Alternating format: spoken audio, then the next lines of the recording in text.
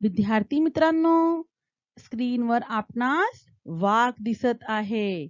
घाबरू नका, स्क्रीनवरून वाघ बाहेर येणार नाही. वाघ हा भारताचा राष्ट्रपशु आहे. तसेच मोर राष्ट्रपक्षी आहे.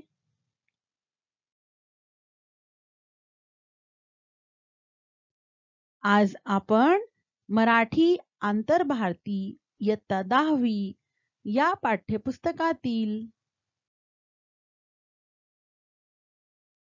पाठ क्रमांक 12 मोर अभ्यासणार आहोत.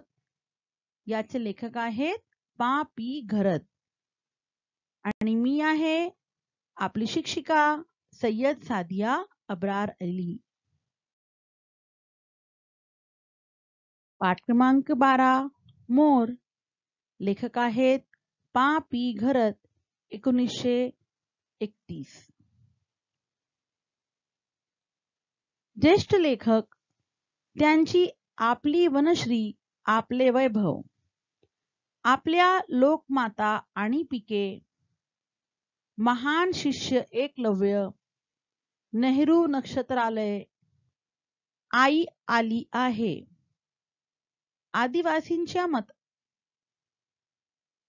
आदिवासींच्या माता, भूमातेचा कोप भूकंप, हिरवे सोने, महाराष्ट्र देश महान, वन्य पशुविषयक समज गैरसमज इत्यादि पुस्तकें प्रकाशित आहेत. ये एक बहुत ही अजीम लेखक हैं. इनकी लिखी हुई कई सारी मशहूर किताबों के नाम यहाँ पर दिए गए हैं.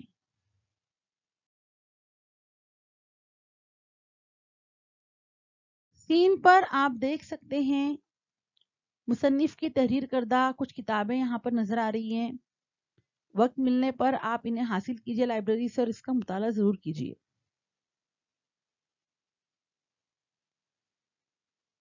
लाइब्रेरी से इन किताबों को हासिल करके इनका मुताला करने की कोशिश कीजिए.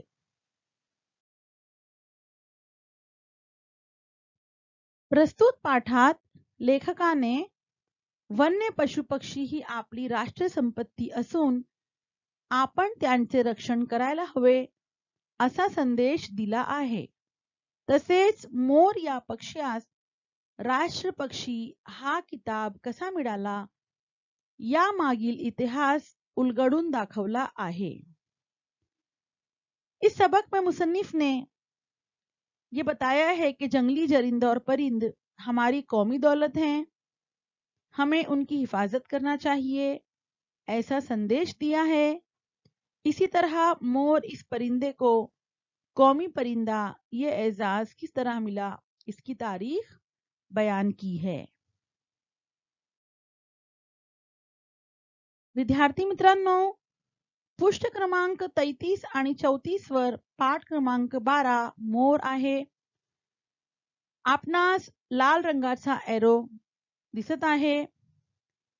जहां पर लाल रंग का एरो नजर आ रहा है वहां से हमें सबक को आज समझना है. इससे पहले का हिस्सा हमने भाग 1 वीडियो में मुकम्मल कर लिया है.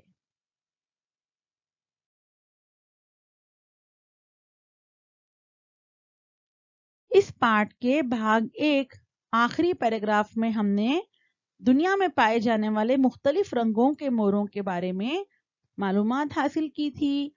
स्क्रीन पर आप उन तस्वीर को देख सकते हैं. तो अब हम सबक की शुरुआत करते हैं. ज्या ठिकाणी माणसाची वहिवाट नसेल अशा अडगळीच्या सुरक्षित जागी एक खड्डा खणून लांडोर त्यात अंडी घालते. वहिवाट नसेल, वहिवाट वर्दळ, हालचाल, वहिवाट नसणे, वर्दळ नसणे. अडगळीच्या इसका मतलब है अडचणीच्या.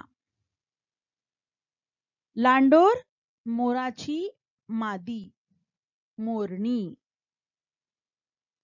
यहाँ पर लेखक बता रहे हैं की ज्या ठिकाणी जिस जगह पर माणसाची वाहिवाट नसेल, इंसानों का आना जाना नहीं होगा, अशा अडगडीच्या सुरक्षित जागी, ऐसे रुकावट के महफूज मकाम पर एक खड्डा खणून, एक गढा खोदकर लांडोर मोरनी त्यात अंडी लांडोर मोरनी त्यात अंडी घालते, उसमें अंडे देती है.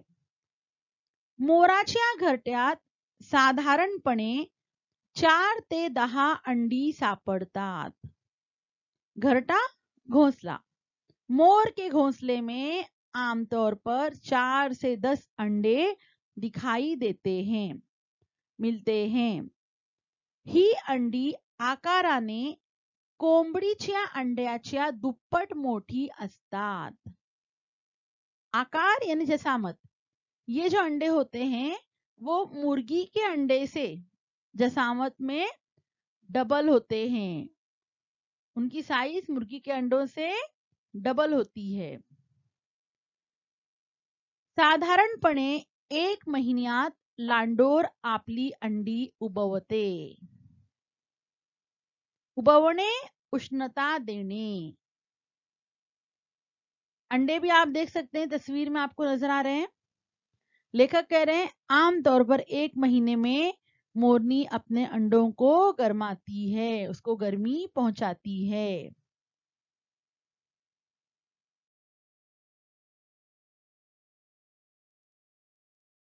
अंड्यातून पिल्लू बाहेर आले की लांडोर त्यांना 2 दिवस आपल्या अंगाखाली ठेवते. अंडों से बच्चे बाहर आते हैं तो मोरनी उन्हें 2 दिन तक अपने जिस्म के नीचे रखती है. क्यों रखती है? ताकि उन्हें तहफ्फुज फराहम कर सके. 5-6 पिले निघाली की बाकीची अंडी तशीच टाकून लांडोर आपल्या पिलांना घेऊन गवताळ अथवा झुडपाच्या जागी लपून बसते.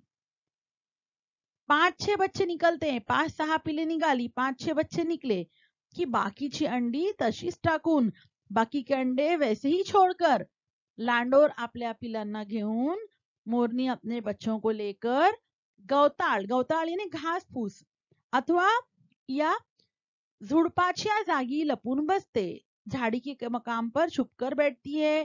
झाड़ी के जहां पर बहुत सारी झाड़ियां होती है वहां पर छुपकर बैठ जाती है.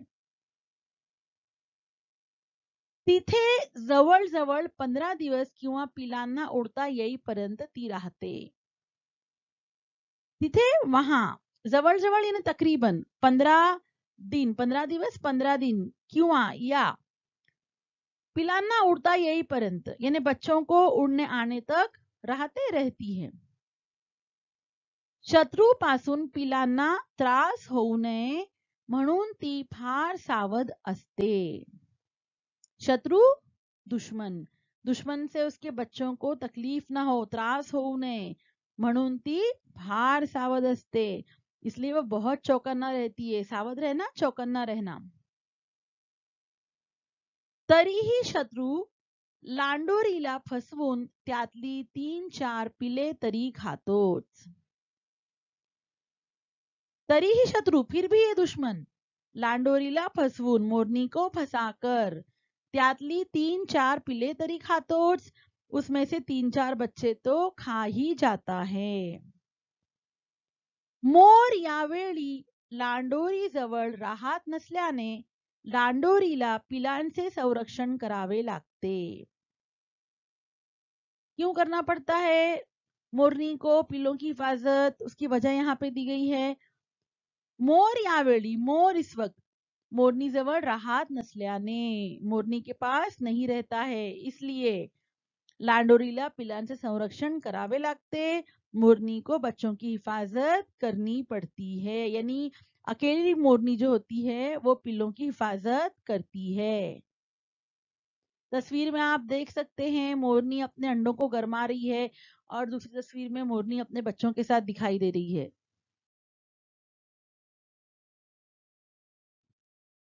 मोराचा केकारव वर्षा ऋतूचे आगमन सुचवणारा आहे.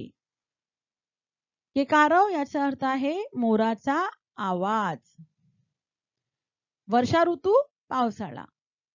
आगमन येणे, प्रवेश करणे. मोर की आवाज बारिश के मौसम का इशारा देती है.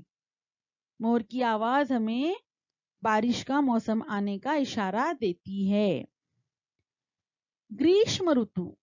ग्रीष्म उन्हाळा, गर्मी का मौसम. ग्रीष्म ऋतू संपता संपता उष्णता असह्य होते. असह्य न सहन होणारी, नाकाबिले बर्दाश्त. गर्मी का मौसम खत्म होते होते गर्मी नाकाबिले बर्दाश्त हो जाती है. त्यावेळी येणारा वर्षासूचक केकारव शेतकऱ्यांमध्ये नवीन आशेचा संचार करतो. त्यावेळी उस वक्त येणारा, आने वाला. बारिश का इशारा देने वाला वर्षासूचक, बारिश का इशारा देने वाला केकारव यानी मोर की आवाज शेतकऱ्यांमध्ये, किसानों में नवीन आशेचा, नई उम्मीद का संचार करता है. संचार भ्रमंती, विहरणे. संचार करने, विहार करने, भटकने. अब यहाँ पर मुसन्निफ कह रहे हैं कि किसानों में नई उम्मीद की किरण जगा देता है, नवीन आशेचा संचार करतो. ती लवकरच येणाऱ्या पावसाची पूर्वसूचना असते. पूर्वसूचना, अगोदर दिलेली सूचना, कब्ल वक्त दी गई हिदायत. वो आवाज जल्द ही आने वाली बारिश की कब्ल वक्त हिदायत होती है.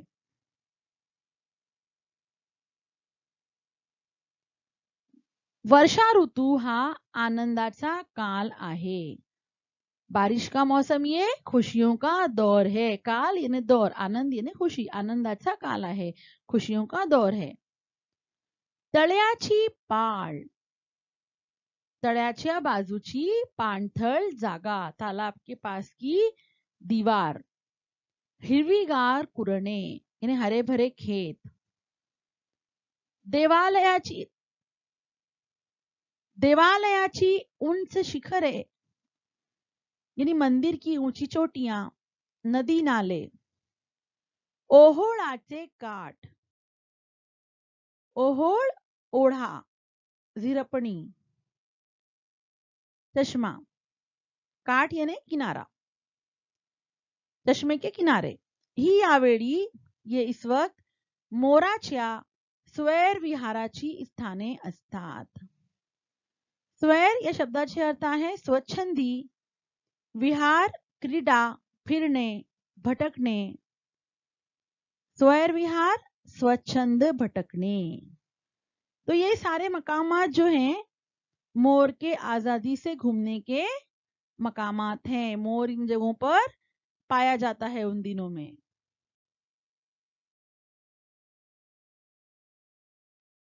मोर नेहमी आपल्या निवास स्थानापासून अर्धा ते 2 किलोमीटरच्या परिसरात वावरतो. निवास स्थान, राहते ठिकाण, घर, रहने की जगह. मोर हमेशा, मोर नेहमी, मोर हमेशा आपल्या निवास स्थानापासून, अपने रहने की जगह से अर्धा ते 2 किलोमीटरच्या परिसरात वावरतो. आधे से 2 किलोमीटर के इलाके में घूमता है. चारा सापडेल त्याप्रमाणे तो फिरतो. गिजा मिलेगी उस लिहाज से वो घूमता है, खाने की तलाश में रहता है बच्चों को. तो आपला चारा दिवसाच शोधतो. वो अपनी गिजा दिन ही में तलाश करता है. काळोख पडण्यापूर्वी तो आपल्या जागेवर येऊन पोहोचतो. अंधेरा होने से पहले वो अपनी जगह पर पहुंच जाता है. पहाट होताच मोर जागा होतो. सुबह होते ही मोर नींद से बेदार हो जाता है. ज्या झाडावर त्याने झोप घेतली असेल तिथूनच बसल्या बसल्या तो बांग देतो. ज्या झाडावर त्याने झोप घेतली असेल, इसका मतलब है जिस दरख्त पर उसने नींद ली होगी, तिथूनच बसल्या बसल्या, वहीं पर बैठे बैठे वो बांग देता है. बांग देना, बांग देने, ओरडने. आपने मुर्गे की बांग भी सुनी होगी, इसी तरह जो है मोर भी बांग देता है. थोडा वेळ आपले पंख सावरून तो वरून खाली टेहळणी करतो. टेहळणी करने, गस्त घालने, मागोवा घेणे. यहाँ पे मुसन्निफ कह रहे हैं, लेखक कह रहे हैं, थोड़ा वक्त अपने आप को संवार कर वो ऊपर से नीचे नजर रखता है. यहाँ पर मुसन्निफ कह रहे हैं, थोड़ा वक्त वो अपने पर को संवार कर ऊपर से नीचे नजर रखता है. सूर्योदयापूर्वी अर्धा तास तो झाडाखाली उतरतो. सूर्योदय के माने होते हैं सूरज का तुलू होना. तो सूरज तुलू होने से, सूरज निकलने से आधा घंटा पहले वो दरख्त से नीचे उतरता है. पाळीव मोर असेल तर ज्या ठिकाणी लोक त्याला दाणे घालत असतात, त्या ठिकाणी न चुकता तो नेमक्या वेळी येतो. अब यहाँ पे लेखक कह रहे हैं पाळीव मोर, यानी अगर पालतू मोर होगा, तर ज्या ठिकाणी, जिस जगह पर लोग त्याला दाणे घालत असतात, लोग उसे दाने देते हैं, दाने डालते हैं, त्या ठिकाणी न चुकता तो नेमक्या वेळी येतो. उसकी जगह पर वो सही वक्त पर पहुंच जाता है. यानी मोर को वक्त का अंदाजा हो जाता है, जिस वक्त उसे लोग दाने डालते हैं तो बराबर वो उस मकाम पर मौजूद होता है. तस्वीर में आप देख सकते हैं, दरख्त पर बैठा हुआ आपको मोर नजर आ रहा है.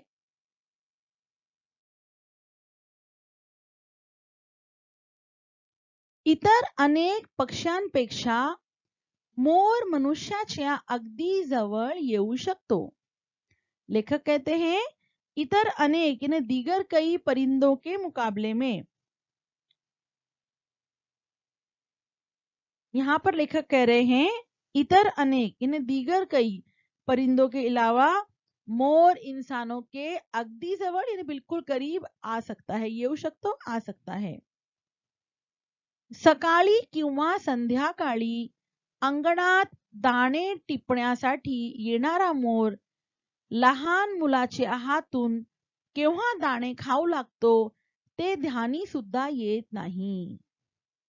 अब यहाँ पे लेखक कह रहे हैं, सकाळी किंवा संध्याकाळी, सुबह या शाम के वक्त अंगणात, आंगन में दाणे टिपण्यासाठी, दाने चुगने के लिए येणारा मोर, आने वाला मोर लहान मुलाच्या हातून, छोटे बच्चों के हाथ से केव्हा दाणे खाऊ लागतो, कब दाणे खाने लगता है, ते ध्यानी सुद्धा येत नाही. ध्यानी लक्षात, यानी ये लक्षात पण हा येत, ध्यानी सुद्धा येत नाही म्हणजे लक्षात सुद्धा येत नाही. ये समझ में भी नहीं आता, हमारा ध्यान भी उस जानिब नहीं जाता है. मोराला राष्ट्रीय पक्ष्याचे स्थान दिल्याने त्याची जोपासना व्हावी. मोराला राष्ट्रीय पक्ष्याचे स्थान दिल्याने, इसके मतलब है मोर को कौमी परिंदे का मकाम दिए जाने की वजह से त्याची जोपासना व्हावी, उसकी भी हिफाजत होनी चाहिए. जोपासना करने, पालन पोषण करने, कालजी करने, उसकी भी हिफाजत करनी चाहिए, उसका पालन पोषण भी किया जाना चाहिए, क्योंकि उसे राष्ट्र पक्षी का दर्जा दिया गया है, कौमी परिंदा का दर्जा मिला है उसे.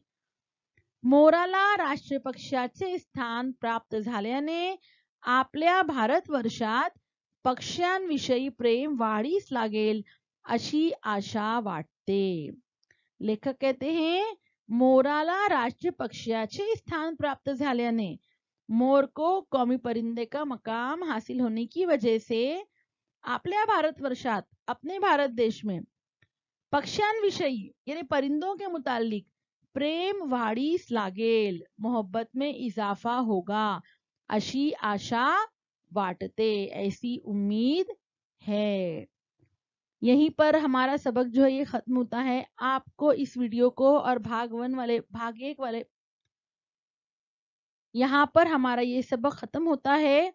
आपको भाग 1 और ये भाग 2 दोनों वीडियो में सबक को बार बार देखना है, अल्फाज के मानी देखना है, सबक के मानी समझना है, क्योंकि इम्तिहान में हमेशा आपको उतारा आता है और उसमें से आपको सवालात दिए जाते हैं। जब तक आप सबक को पूरी तरह नहीं समझेंगे, आप वहां पर सवाल जवाब हल नहीं कर पाते। इसलिए इस वीडियो को सामने किताब रखते हुए बार बार देखें, जुमलों के अल्फाज के मानी समझें। और अब हम बढ़ते हैं कृति की जानिब।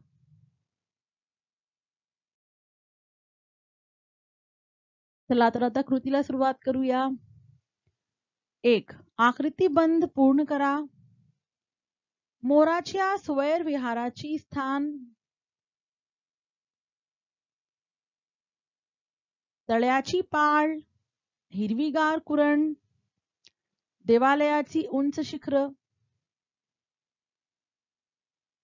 देवालयाची उंच शिखर, नदी नाले, ओहोळाचे काठ.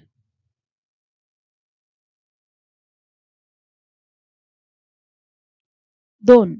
राष्ट्र पक्षी हा मानाचा किताब मिळवण्यासाठी मोराकडे असलेली पक्षी वैशिष्ट्ये. आपको यहाँ पर बताना है, जो मोर को कौमी परिंदे का एजाज दिया गया तो उसके पास कौन सी खुसूसियात थी, उन खुसूसियात को आपको यहाँ पेश करना है। रंग, शरीर सौष्ठव, कलात्मकता, कंठस्वर.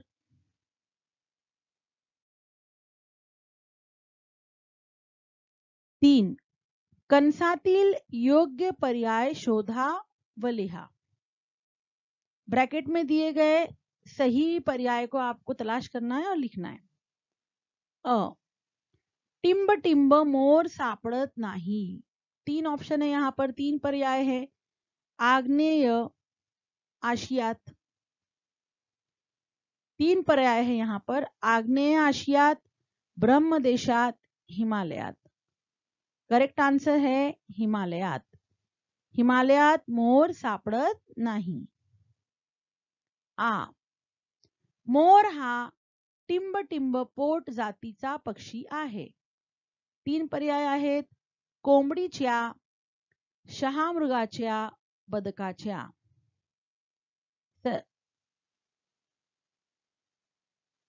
कोंबडीच्या. मोर हा कोंबडीच्या पोट जातीचा पक्षी आहे. 4. एका शब्दात उत्तर लिहा. मोराच्या ओरडण्याला म्हणतात. काय म्हणतात? केकारव.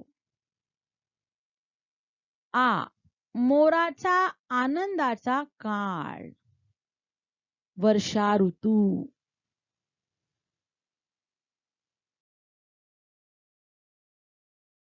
5.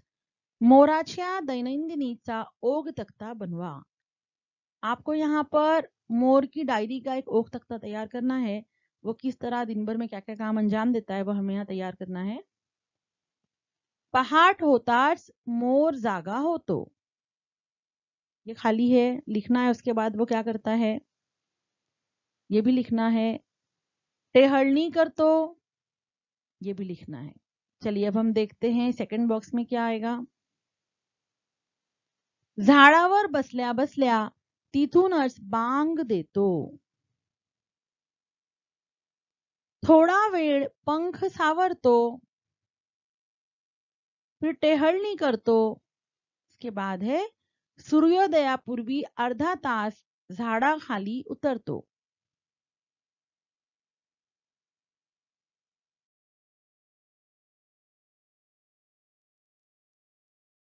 6.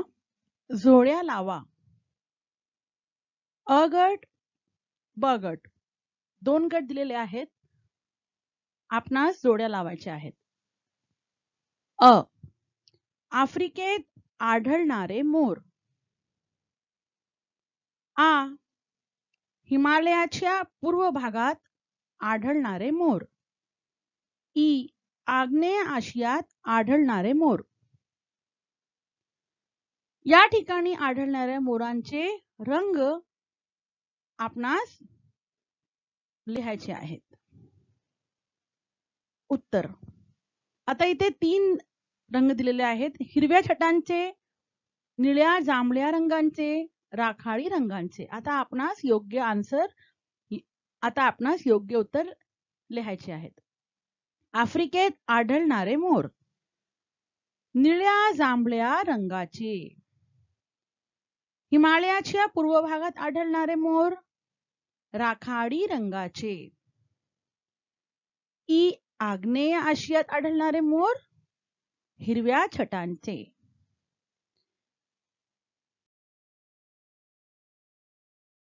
7 वैशिष्ट्ये लिहा. अ ब्रह्मदेशातील मोर. खुसूसियात लिखना है आपको. सबसे पहले अ है ब्रह्मदेशातील मोर. 1 2 दो खुसूसियात आपको यहाँ पर उसकी लिखना है. 2 वैशिष्ट्ये लिहायची आहेत. पहिला आहे मोराच्या रंगात निळ्याऐवजी हिरव्या छटा जास्त असतात. दुसरा वैशिष्ट्य त्यांची शेपटी खाकी रंगाची असते. आ हिमालयाच्या पूर्व भागात आढळणारे मोर. याचेही वैशिष्ट्य लिहायचे आहेत. 1 आणि 2. पहिला आहे राखाडी रंगाचे मोर असतात. दुसरा त्यांच्या पंखांवर हिरव्या रंगाचे डोळे असतात.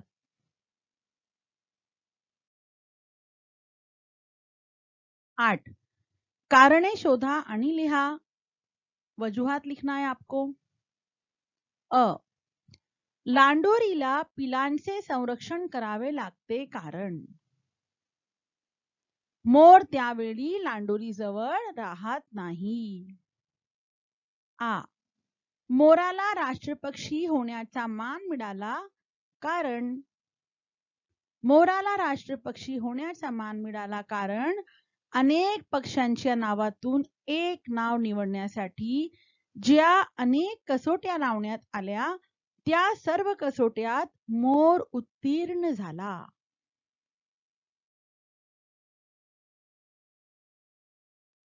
9 खालील माहिती वाचून त्या आधारे तक्ता पूर्ण करा. क्रियापदांचे काल. क्रियापद 1 क्रियेचा बोध होतो.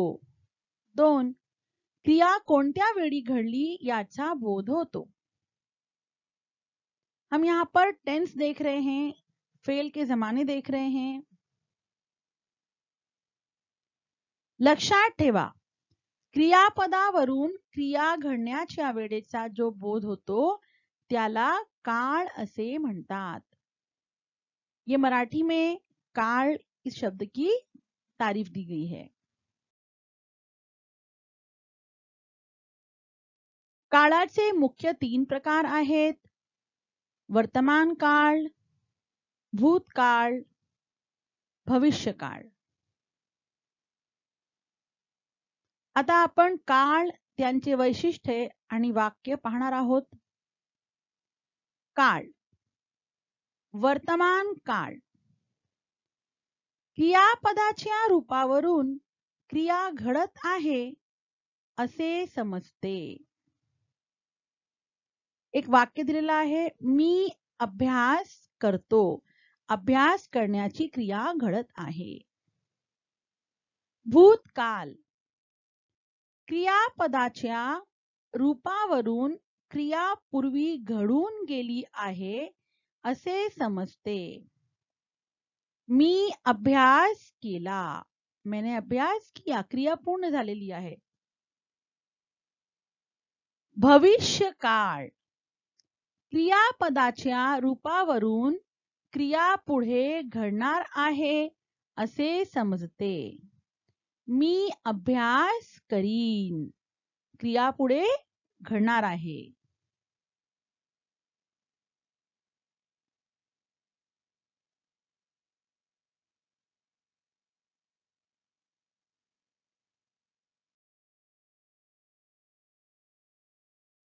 आता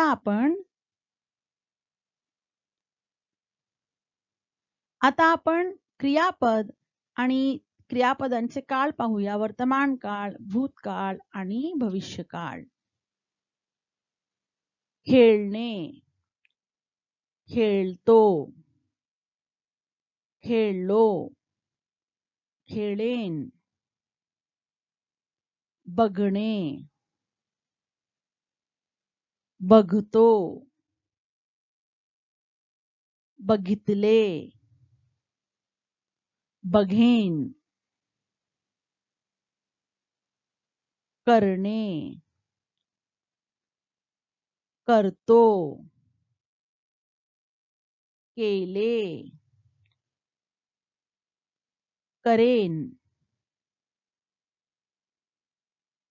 खाणे, खातो, खाल्ले, खाईन, वाचणे, वाचतो, वाचले, वाचीन। इस तरह से हमने क्रियापदों के वर्तमान, भूत और भविष्य काल को यहाँ पर देखा।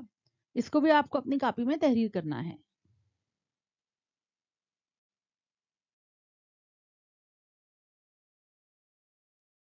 धन्यवाद।